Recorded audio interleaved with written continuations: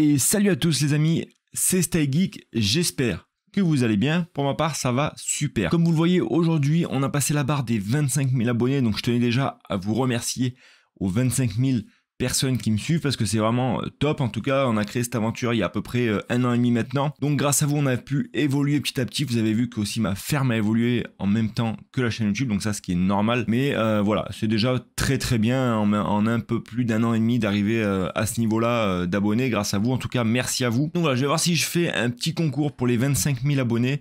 Ce qui pourrait être plutôt pas mal, donc on va essayer de faire ça avec un bon petit lot à gagner pour vous remercier en tout cas d'être aussi fidèle. Avant que la vidéo ne continue, la vidéo elle est sponsorisée par KuCoin, donc je vous laisse avec le la petite sponsor qui fait plaisir et puis on se retrouve juste après. Attention, il y a pour les 60 premiers inscrits avec le lien dans la description, vous recevrez d'ici peu de temps quand vous aurez fait votre premier dépôt et ou votre premier trade sur n'importe quelle crypto hors stablecoin, vous aurez le droit à un petit cadeau qui fait plaisir, qui régale. Allez, je vous laisse tout de suite avec la sponsor. La vidéo est sponsorisée par KuCoin. KuCoin, qu'est-ce que c'est? C'est un exchange pour pouvoir acheter, vendre et stacker vos crypto-monnaies. Il dispose d'un large choix d'altcoins, plus de 650, des plus populaires au projet récemment listé. C'est juste dingue. Regardez-moi toutes ces crypto-monnaies disponibles sur l'exchange. Le virement SEPA sur KuCoin est disponible et vous permet de déposer de gros volumes d'argent sans attendre. Et vous pouvez également retirer vos euros avec un simple virement SEPA avec de gros volumes également. Avec le bot d'investissement DCA, vous allez pouvoir faire des investissements quotidiennement. Le bot est très simple. Il suffit de mettre le jour où vous voulez investir, à partir de quel moment ça commence, définir un montant et un maximum d'investissement. C'est excellent pour les débutants, ça permet d'investir sans avoir un œil tous les jours sur le marché. KuCoin compte un large choix de robots automatisés pour vous faciliter la vie dans l'investissement. Une des fonctionnalités les plus intéressantes chez KuCoin, c'est le KuCoin Earn. Avec des taux intéressants par rapport aux principaux concurrents, vous avez des taux flexibles et des taux fixes qui sont ultra intéressants et compétitifs. Qu'est-ce que le KCS bonus? C'est la redistribution de 50% des frais de trading de la plateforme aux holders de KCS. Hop. Les 60 premiers inscrits avec le lien dans la description qui font un dépôt et un trade de n'importe quelle crypto-monnaie, or bien sûr stablecoin, se verront attribuer d'un joli cadeau. Alors n'hésite pas et ne rate pas ta chance, c'est parti. On vous remercie. Donc en tout cas, un grand merci au sponsor de la vidéo et nous on continue tout simplement avec le sujet principal de la vidéo. Ça va être combien de temps va falloir attendre pour ne plus pouvoir miner de l'Ethereum. Là, petit message qui fait plaisir, on va éteindre le téléphone bien entendu et on se concentre sur notre vidéo. Alors comme vous le savez, le réseau Ethereum, donc le réseau ETH, va passer en Proof of Stake très bientôt. Donc on parlait au début du 22 juin, la fusion qui aurait lieu avec la mise à jour The Merge. Maintenant on parle plutôt de début septembre jusqu'à fin novembre. Donc les délais sont assez relatifs, sont assez flous. Puisque comme on le sait, la team de Vitalik, donc comme je disais, la team de Vitalik, tous ceux qui travaillent sur le projet, au début ont donné pas mal de délais et pas mal de dates précises sur ce passage de Proof of Stake, enfin de Proof of Work à Proof of Stake, qui a été retardé. On devait l'avoir déjà l'avoir en 2017, 2018, 2019. Enfin, chaque année, ils nous annonçaient la fin du minage sur le réseau ETH. Heureusement, et j'ai envie de dire bien heureusement, ça n'a pas encore eu lieu, mais tout laisserait à penser que ça va venir donc cette année-là. Après, on n'est pas à l'abri encore qu'il y ait du retard, bien sûr, pour cette mise à jour-là. On va pouvoir regarder ce qui va être intéressant, c'est au niveau aussi du DAG, donc de l'ETH et des autres crypto-monnaies. Qu'est-ce qu'on va pouvoir miner avec nos anciennes cartes graphiques, toutes celles qui ont moins de 6 Go par exemple, donc des cartes graphiques qui ont 4 Go, des cartes graphiques qui ont 2 Go, etc. Parce que oui, il est possible de miner de la crypto-monnaie avec des cartes graphiques qui ont moins de 6, de 8 ou de 4 Go, bien entendu. Donc si on se rend sur la charte, donc où il y a toutes les DAG qui sont regroupées avec toutes les crypto-monnaies. Donc déjà on voit que ETH c'est le premier avec la plus grosse DAG.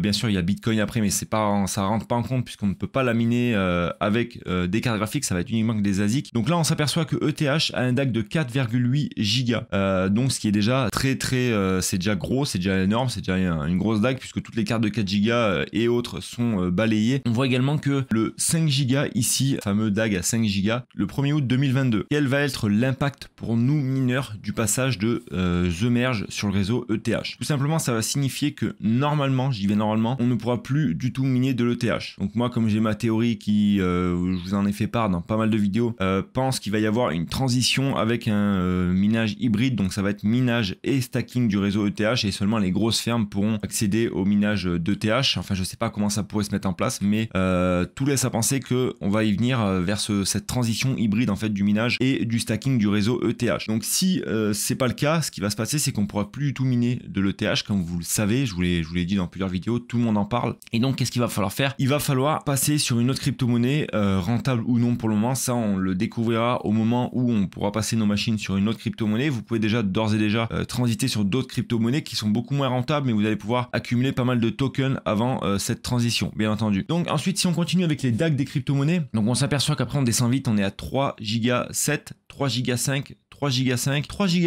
3, et ensuite vous voyez que même Ravencoin 3 Go 3, ça veut dire que toutes les cartes de 4 Go pour miner du Ravencoin sont encore valables, hein, et le passage à 4 Go se fera le 8 juillet 2023. Donc vous avez encore un an, un peu plus d'un an pour rentabiliser vos cartes en 4 Go, bien entendu. Et là on s'aperçoit que ETC les amis, est même pas à 3 Go de DAG, et passerait le DAG du 3 Go le 18 juin 2022. Et pour le 4 Go les amis, vous avez vu, on est sur le DAG au 17 août 2025, ce qui est assez loin dans le temps et qui va nous laisser assez de marge. Et ensuite pour tout ce qui est DAG du 6 Go, vous avez jusqu'en 2031. Donc en 2031, ça fait dans pas mal d'années, ça fait dans 7 ans, 8 ans.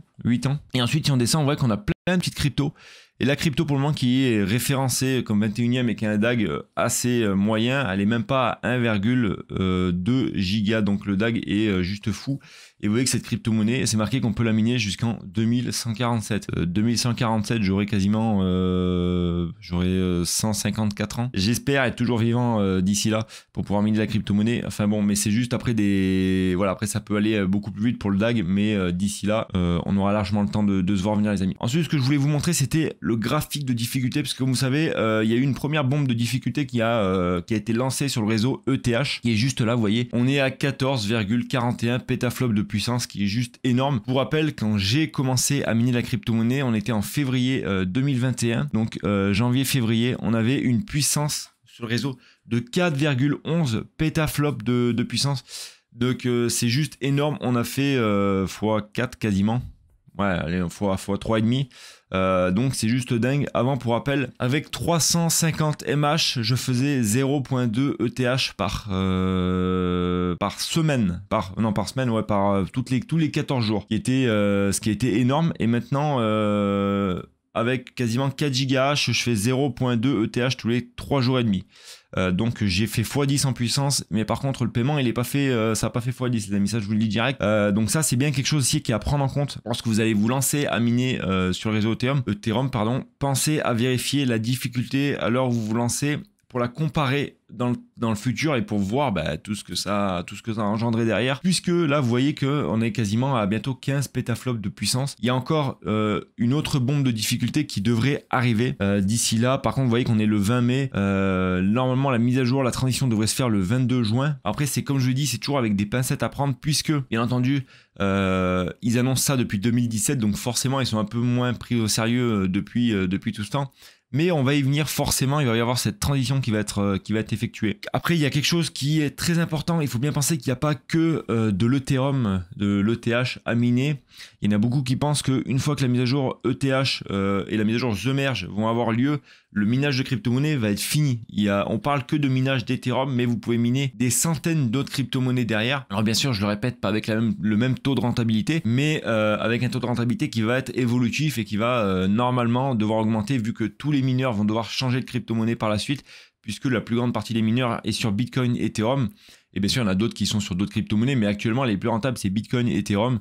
Et donc, forcément, une fois que tous les mineurs vont transiter, vont changer de crypto-monnaie, changer de projet, et forcément, ils vont se répartir sur plusieurs crypto-monnaies, sur plusieurs projets, etc. Mais le minage de crypto-monnaies n'est pas fini, puisque ce n'est pas que Ethereum qui est minable. Vous avez des crypto-monnaies, comme on l'a vu tout à l'heure avec les DAG des crypto-monnaies. Il y a plein de cryptos qui sont minables, et qui sont légèrement rentables pour le moment. Et ensuite, on va y venir tout simplement avec le prix des cartes graphiques actuellement, qui a énormément baissé.